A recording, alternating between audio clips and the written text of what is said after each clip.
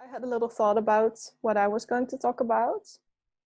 And I actually decided to share something that I haven't shared before, which is an experience I had, I think, 3 years ago now. And it's a bit of a darker one because, as I said, with initiatory experiences, we can have to travel through the shadow in order to regain like a gift or like an insight or a transformation. Mm-hmm. So I was connecting with somebody on our spiritual journeys together, and we started talking about the grace. And I'm not going too much into like the darkness around that, but it was like a really nasty negative entity basically, that I saw attached to my field. And I got really scared, and like it was sort of a loop of me being scared and then it doing something to make me more scared. And then I talked to my friend about that, and that was like we talked about that, and it was sort of like she said, yeah, a lot of people on this planet have an attachment like that, or maybe all of them, or like attachments are really common, something like that. And then I think she came with this idea that we could sort of shift that entity, or we could sort of shift how we looked at that entity. And I started seeing a golden gray, basically like a golden one appear, sort of in its place or behind it. And it was basically me, that, which I know now, like I moved into my heart because I had the thought, or she had the thought, that we could look at this being from a different angle. And they turned golden, and I wasn't afraid anymore. And it was one of those experiences where at first it was like, whoa, this is really creepy. There's an attachment and it is in my face and it's like doing creepy stuff. And there are a lot of people that have this. And it was like basically this whole thought construct of being imprisoned, and there was no hope. And but then when I made that sort of shift in consciousness, I could make that shift as well. And I started to move out of that range of vibration. So it disappeared. It actually disattached from my aura, and I could connect to a golden gray. And I realized like this is the ascended version of that timeline. This is the ascended version of a timeline in which those alien types did something to actually be able to forgive themselves and bring in that golden energy of compassion and forgiveness and healing. And I could feel their hearts, and I could feel that, they really, they were not at all in fear. They were not at all in that negative energy that I experienced just a second before. And it was a really important lesson for me because it meant that even the most negative or dark things, so like in some timeline, some version of this universe have shifted and have transmuted into gold, into light, into an ascended thing. And that was, I think, what ultimately healed my fear about it. Is that there's always hope. So I think that was one of my big initiatory experiences. Yeah, that's a big lesson. Mm-hmm. To choose and to know that there are other options, Right. and other timelines, even if the darkest of times feel dark. Right. And we're kind of feeling that right now too, with everything going on. Yeah. That there is a light option available. Always. Yeah. Oh, that's really beautiful. Yeah, and it also showed me that when we connect to these negative entities, maybe they in that form will not choose to ascend or like open their heart if they even have like a remnant of that capability left. There is a version of them where they actually did. So it's like two truths at once, and it doesn't negate that there are really negative forces in the world that have a negative effect, but also there's always a light that sort of accompanies it if you know how to look, if you know where to look. Which is in the heart. Right, it always comes through the heart. It always comes down to that. Yeah, and we can never repeat that often enough. No, it's so true. Yeah. It's like a broken record. Go to the heart. Go to the heart. Yeah. Yeah, definitely. That's great. That's amazing. Right. That's a really big initiation, for sure. Yeah, definitely. And I think the thing that's so powerful about these initiations is that it's different to read about something, but when you actually physically experience something and it becomes a part of you and it becomes a part of your reality, and you kind of learn it in a tangible way, which then allows you to be able to teach, because you kind of have had that experience to break it down and to maybe even guide other people. Right. Yeah.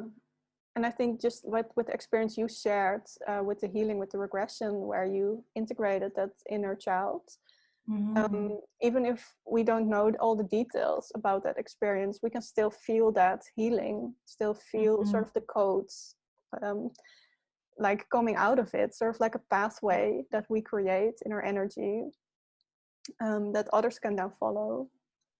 Yeah. And just being open to that healing. Yeah. And choosing the path of healing. Yeah, definitely. Yeah, for sure. That's beautiful. Yeah, and I think that was the one that I wanted to share. That was a great one. Yeah. I'm happy to hear it. Yeah. So the last topic, are you ready to go into the water magic topic? Oh yeah, let's bring it. Good. So you mentioned to me in our email correspondence, like you think it's really important to talk about this at this time specifically. So I just wanted to ask you, why do you think that is? Well, on many levels, I think that it's really accessible. I think that water and its purity and its abilities to change and heal us. And even if you were to think about it, you know, they say that our human body is 70% water, which says a lot. Right. And so water is is one of the things that you can really use to heal yourself, and that is so available and malleable. So I think it's partly to do with the availability and what's going on in the world, and so many people are looking for healings, and you know, you might not be able to go see someone, you know, whatever the case may be, but water is oftentimes something that we can, you know, take a bath with Epsom salts and heal and learn to tune the water in your bath. Or drink more water.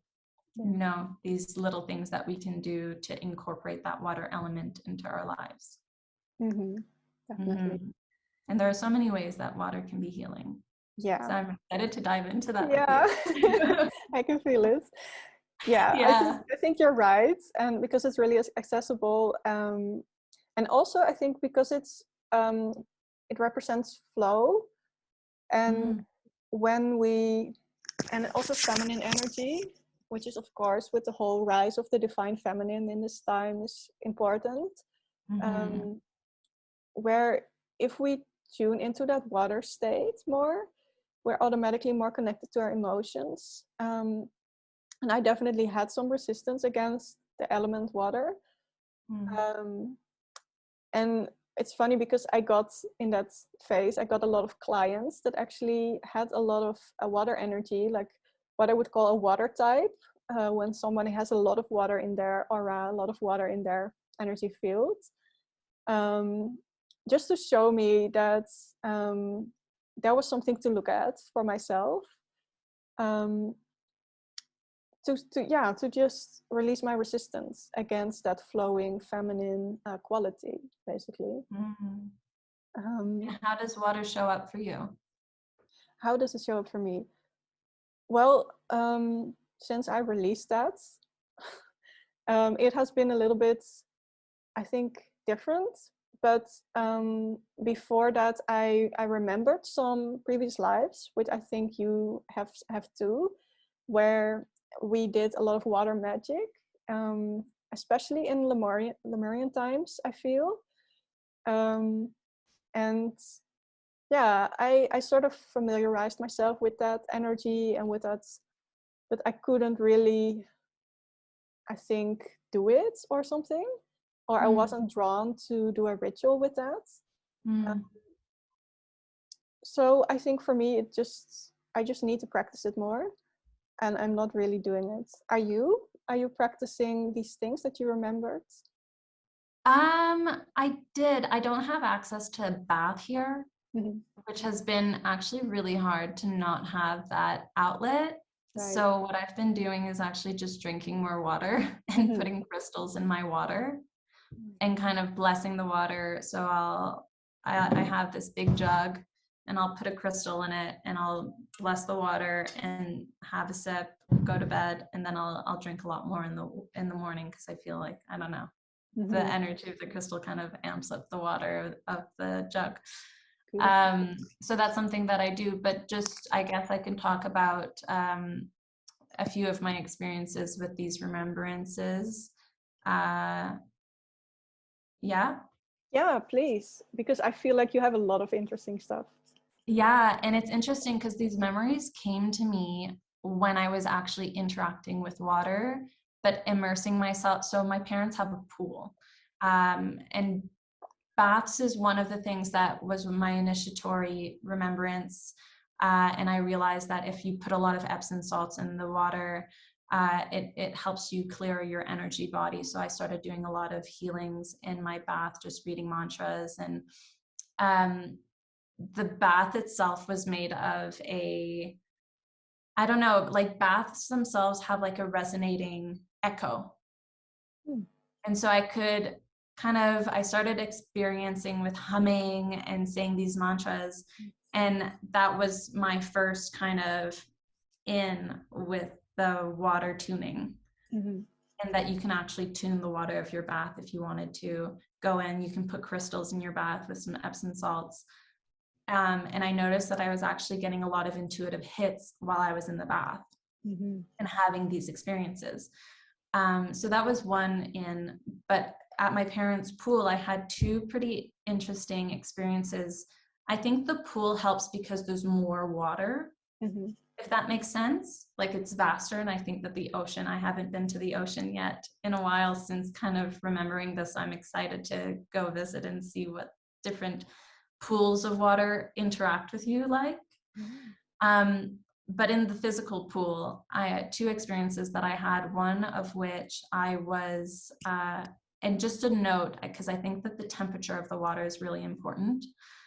My dad keeps a really hot pool. So you go in and it's almost like body temp. And I was just resting, completely floating in the pool and going into a meditative state. My head was also supported and I was completely comfortable. And I started to twitch and move. And I was kind of wondering, as I was in this meditation, I was asking myself, what does this mean? And I think that it was me coming into kind of like a fetus self and moving. And then I got a few hits of how important it is to have natural birthing in water and how beneficial that is to a newborn baby coming into the world, especially with warmer water, because it's not as shocking. And I think that everything that happens to us when we're newborn and coming in, like the initial reactions and things that happen, are actually going to be the initial programs that we are faced with in life, right? So I think that was one of the important hits I got. And the other thing that happened, I was kind of just hanging outside of the pool this time, and my hand wandered inside of the pool, and I was just kind of playing with the water, and I put it in deep, and I could feel all kinds of energies coming to me, and it was almost like some sort of portal, I guess you could say, opened, and I was able to interact with these energies a lot easier. Mm-hmm.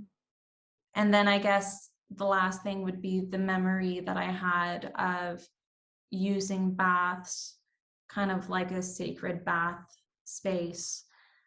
This was like more of a clairvoyant image, but going into these baths and tuning the water by bringing your energy into your heart and sending it out into the water. And then inviting someone else to come into the water that might have needed healing.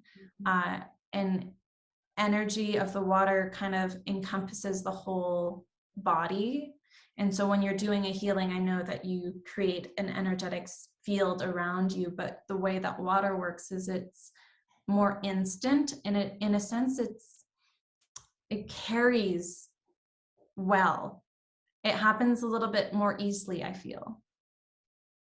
And it intensifies the experience. And you can kind of see this even with the sensory deprivation float tanks, mm-hmm. which I think if I could, and maybe I would consider trying to find ways of healing through deprivation float tanks. I think there's a lot of potential with sound and tuning of deprivation float tanks for healing in the future. Wow, yeah, beautiful. Mm-hmm. Yeah, and I'm just curious about, because you mentioned putting your hand in the pool, what energies you were picking up then? To be honest, I didn't stick my hand in long enough, because it all just came, and I was like, whoa, what was that? Like, yeah, I'd have to explore that a little bit more, right, and take more time to do that experience. But water was always a really big thing for me, mm-hmm. in my life. Yeah, and that's I can feel that in your energy field, totally. Ew. Yeah. But the memory, sort of like the vision or the thing that you saw with water healing, do you feel like that was a previous life memory? Yeah, probably. I mean, I think that when we have these initial hits, that's usually what it is, right? Mm-hmm. Yeah. To some extent, it's kind of like a remembrance. Yeah. Yeah, I can definitely see you as that priestess in those times. And I feel like in like Isis times, like Egyptian times, they used sort of those Lemurian that were even from before that, magic, water magic things a lot, because it was more of a feminine time. Whereas Atlantis was more of a masculine time with a lot of mental technological progress and a lot of like consciousness progress. So yeah, like, I feel it's interesting too, because growing up I was always really fascinated by Egypt. I didn't really know why, and I think that might be the case for a lot of people. Yeah, definitely.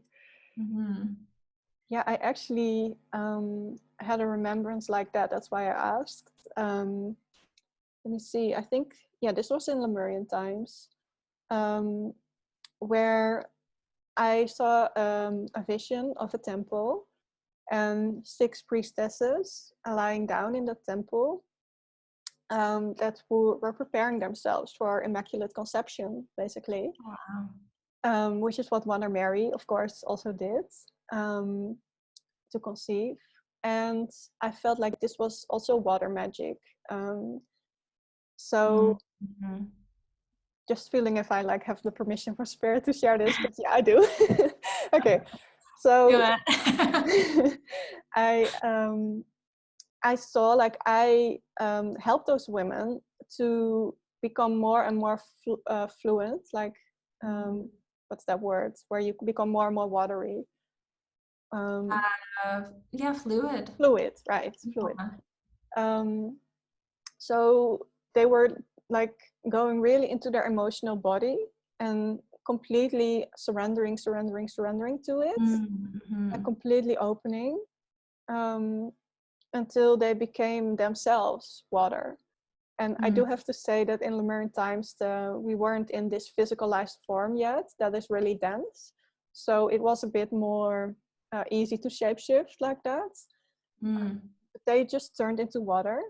And because of their polarity, their intense polarity in that water stage, which is the ultimate feminine energy, they attracted from the universe, like it was a law that they would attract a seed, right? Like the masculine, the light seed and the fire that would come into their like watery bodies, just by polarity, just by the law of polarity. And then it would, like the conception would happen, and they would slowly solidify again into a physical body, and they would be pregnant. Wow. Like, I'm getting chills if I... Yeah, me too. I almost want to cry. Yeah. Like I feel it in my heart so much. Yeah. That's so beautiful. That's so intense. And I think that that's also something that's going to be taught in the future is, especially for women, and healing that aspect of ourselves is huge. Yeah. And we hold so much tension, a lot of us, and we aren't necessarily aware of that. But I think that that kind of thing is going to become a lot more mainstream, if you will, in the next little while. I think so too. Because our energy is becoming less and less dense. So we're sort of being able to reach those levels of consciousness where we unlock those sort of ancient rites and ancient magic. And I think that's what you also shared, that's like you start to remember because you connect to the water and something happens and you're like, whoa, what's happening? What the heck's happening? Yeah, and it's just spontaneous, right? Like, yeah, so spontaneous. It makes me want to be in water all the time. Yeah, and around it, because I just feel like there's so much to uncover. Yeah. And hearing about, like, I just want to have conversations with other people who have these experiences too, and just I don't know, bring this forward. Yeah, I feel like as far as like a starseed, like more type of starseed legacy goes, this would be a lot of Syrian energy. Like I feel like Sirius has a lot of that water type energy, a lot of watery planets. But also Orion has this planet, or had this planet, like time is weird, but called Mintaka. Oh, cool. Which is also covered in water completely. And I got that word with a reading with somebody. Like that was their origin planet, and they were really watery type as well. And then later I discovered, oh, this was actually a planet in the Orion like star part. That's so interesting that you mention Orion. I've recently been, because I can see it in the night sky so clearly, and I've been using that star map. But now the Orion belt is just, anyways, it's one of the things that I've been connecting to really a lot every night, looking up at Orion, which is really interesting. And it brought me, actually, I discovered this interesting star, which might tie into this part of our conversation, but it represents a boat. And apparently, I can't think of the star's name right now, but it's really flashy in the sky. It kind of goes red and blue, and it flashes a lot, which is partly what got my attention drawn there. But it's this boat, apparently, that took during the big flood. It was the boat that, like the saving boat that took people and was part of the big initial flood, which is water-based. And isn't that also the time where the water came to Earth?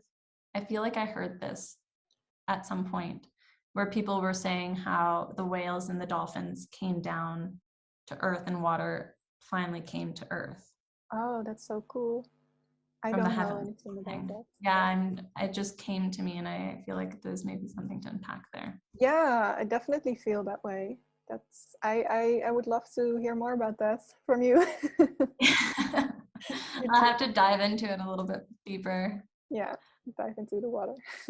Yeah, so interesting. And about talking about floods, that's really interesting because that's actually my other example And I am thinking about making a separate whole video about this actually, because it's sort of a topic on its own.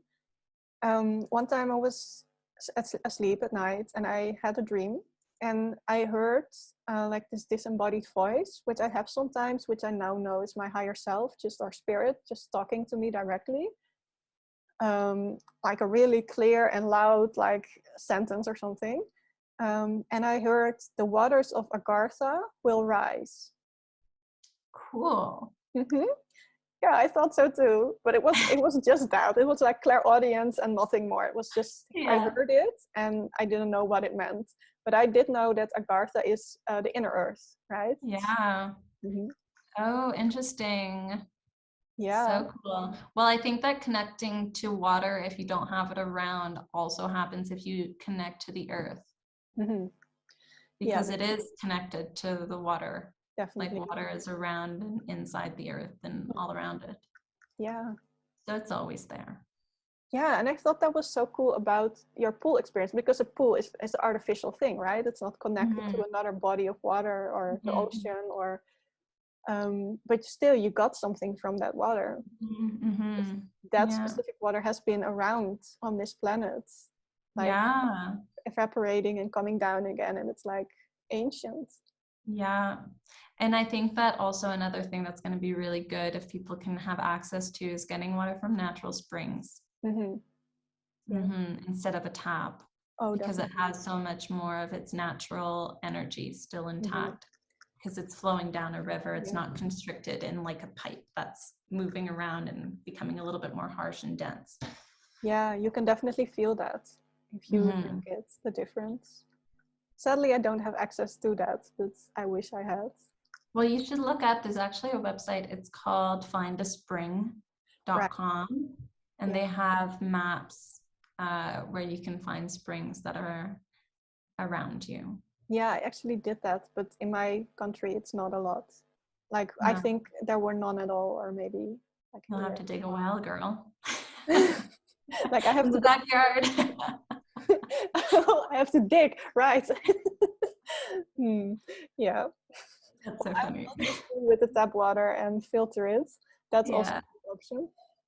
That's true. Yeah. So let me see. I actually wanted to go back a little bit to the clairvoyance. Because my intuition. Sorry. I feel like we forgot to talk about what it feels like tuning in. Right. Yeah, exactly. That's what I was going to say. I felt like we skipped a little bit there. So, because what does it all mean? We can talk about like we see this and we see that, but what's the purpose? What's the purpose? Yeah. How do we tune in, and how does that? What does that look like for you? What do you want to share about that? Yeah, well, that initiatory experience was really crucial for me to understand that I was having these kinds of experiences, and that this resembles a lot of a dream state. Because I think that it's important to note that our dreams are actually probably most likely connected to that same experience that you have. It's similar. For me, going inwards clairvoyantly is a little less dense, because sometimes I'll have really kind of astrally projection dreams that feel more real than the actual clairvoyant experience. Like it's a little bit more fuzzy, if that makes sense. But for me, it's really all about going into meditative state, shutting down the mind, connecting to the heart, grounding through the feet, opening up through the crown. And then I tune into those vibrational energies in the body. And sometimes that vibration stops and it's just kind of like in the void type of a feeling. But most of the time it's fizzy. And then sometimes I'll prompt a question, but a lot of the times these things just come to me. Like these visions of, I've had a few visions of past lives and things like this that just kind of came, I guess, because I hadn't developed it enough, I guess. And I didn't know that you have to really prompt a question and then you can actually get answers that way. Yeah, and then it connects to the claircognizance, because I think that was maybe one of my strongest at first. Yeah. Yeah, that's actually, I wanted to introduce it like that because that's what we connected on initially. That's we were mostly, the subtle clairs were mostly strong, which is claircognizance, knowing, and clairsentience, feeling. So that's just a sudden knowing, as you describe it. You're just like tuning, and then you know what it is. And trusting that too. Oh yeah, it's really important. Yeah, so important. Yeah, and But also. yeah. Sorry, no, that's basically how it's. I feel like I see it. It comes in little visions, in a sense, like clips. Yeah, and it's really important what you said about first grounding, connecting to source, or however you want to call that, and also your heart, and making that psychic pillar of light, or just building the power, sitting in that, and then doing the tuning in, and then doing the psychic work, which is the basics for psychic work. And then it gets easier to tune in and to get something. So I just wanted to share a little bit about the biophotons that you also mentioned, because I skipped that one too. So these are, especially I saw them especially in the sky when it was really sunny out, and that made me think like, this is just pure sun energy, just pure life force energy that the sun brings to the planet. And in the winter it's a bit harder to see, so if I look, like, it's also dark outside, as you can see. If I look at the sky now, it's like a little bit more they're less, and they're less strong. It's like little tiny beings that are just like ding, ding, ding, ding, ding, ding. They sort of make like this weird sound, like this, like really high. You hear it too? Yeah, I hear it like internally. Yeah. That's cool that it tunes in that way. Yeah.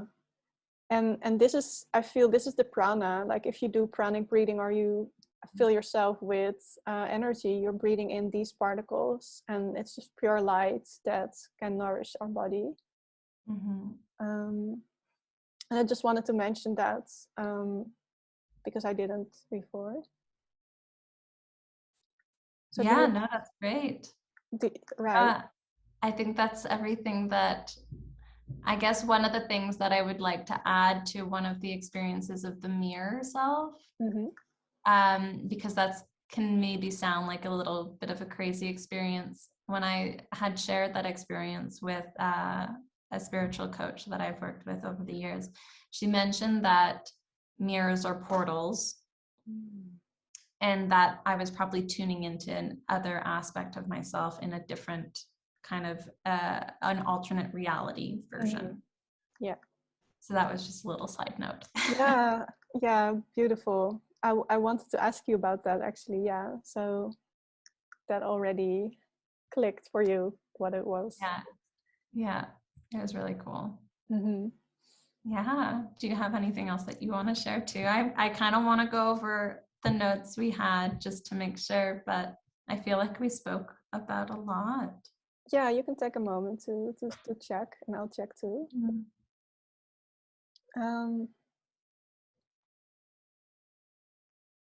Maybe a little bit about the spatial awareness, just to add that when you are tuning into that energy, you become aware of what your energy is like. Especially going through like Vipassana and stuff, you become super attuned to what that energy body feels like. So when you're tuned in, and say the energy shifts in the room, it's happening externally. So you can kind of start to interact with that energy that way. And then you can enmesh if you want, based on what that energy feels like to you. And if that's something that you want to explore. Yeah. So I think it's an interesting way to tap into and sense when the energy is, or when a different presence is in. I think that's what it feels like for me. It's that kind of meshing and the change of the atmosphere. Yeah, because of that's so important to say, because if you don't know your own energy, you can't know whatever else is there. Yeah. For sure. Know thyself, right? Yeah. What's yours and what's not. Yeah, which is, I think, the biggest lesson for clairsentience, to be able to discern what is your energy and what is other people's energy, or just and being empathic and everything. Yeah, you can be carrying a lot of other people's stuff, for sure. Take those salt baths, man. It'll heal you. Right. Yeah. True. I feel like there are a lot of water magic techniques that can help us for healing, like you mentioned, like bringing a vibration from your heart in the water and then inviting somebody in for a healing. That's just a beautiful technique. And I think there are a lot more of those types of things where you infuse the water with a vibration and the water sort of responds back and gives something back.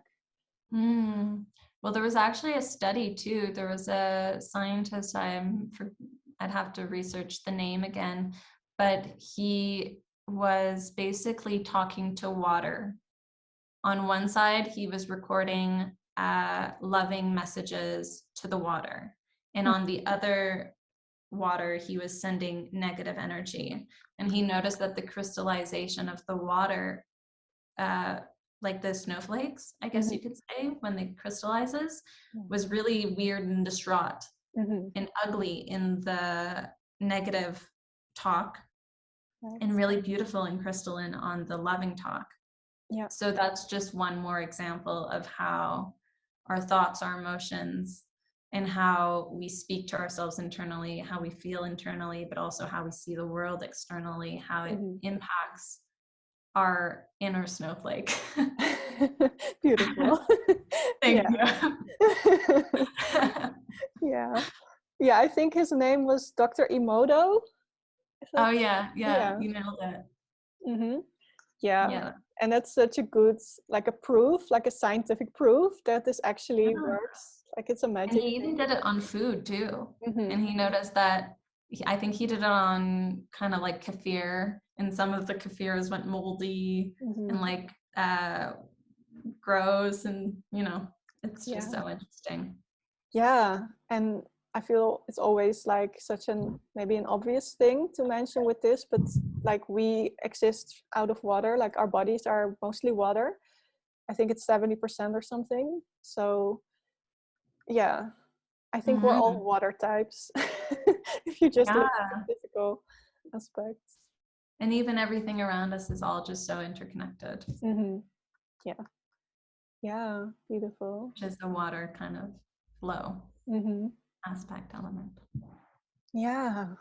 So I would invite everybody that's watching to feel that for a minute, to just like maybe connect to your heart and to just tune into the room around you and to feel how flowy your energy feels and maybe your energy field and how it interacts.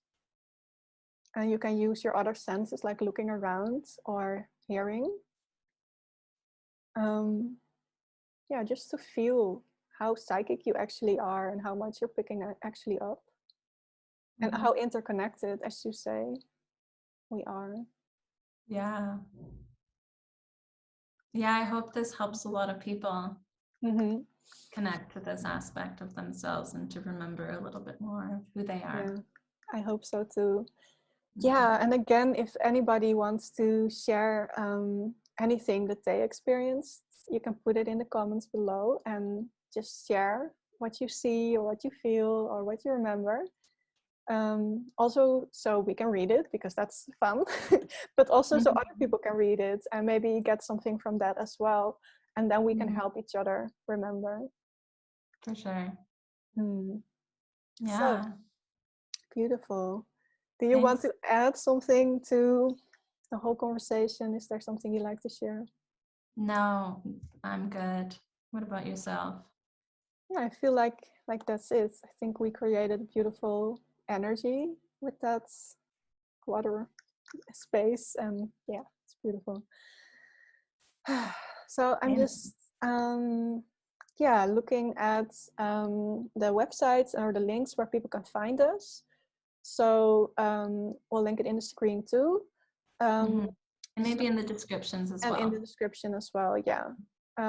So as I mentioned before, Renelle is an integrative and intuitive health coach or health nutrition coach, right? And yeah, I'm a psychic healer. So if you're interested, you can find us at our websites and on Instagram. And I think you have Facebook too.